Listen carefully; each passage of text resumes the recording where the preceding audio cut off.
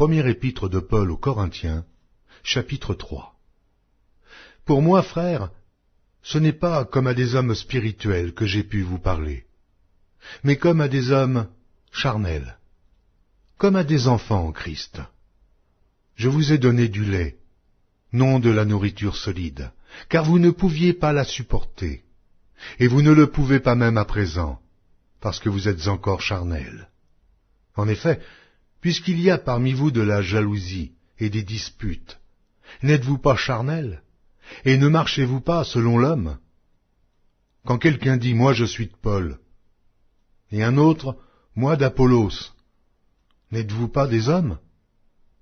Qu'est-ce donc qu'Apollos? Et qu'est-ce que Paul? Des serviteurs, par le moyen desquels vous avez cru, selon que le Seigneur l'a donné à chacun. J'ai planté, Apollos a arrosé, mais Dieu a fait croître, en sorte que ce n'est pas celui qui plante qui est quelque chose, ni celui qui arrose, mais Dieu qui fait croître. Celui qui plante et celui qui arrose sont égaux, et chacun recevra sa propre récompense, selon son propre travail. Car nous sommes ouvriers avec Dieu. Vous êtes le champ de Dieu et l'édifice de Dieu. Selon la grâce de Dieu qui m'a été donnée, j'ai posé le fondement comme un sage architecte, et un autre bâtit dessus. Mais que chacun prenne garde à la manière dont il bâtit dessus.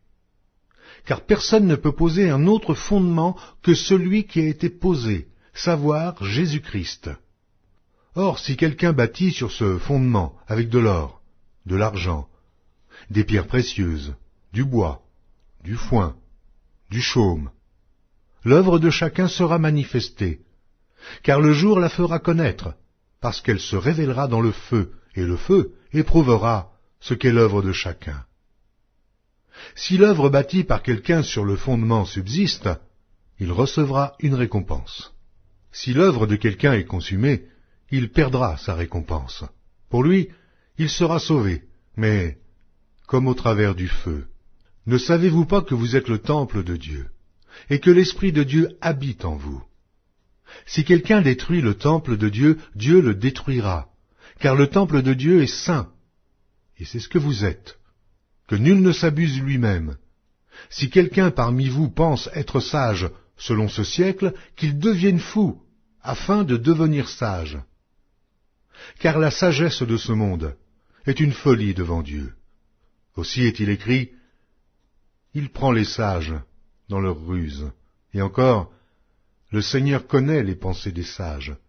Il sait qu'elles sont vaines. » Que personne donc ne mette sa gloire dans des hommes, car tout est à vous.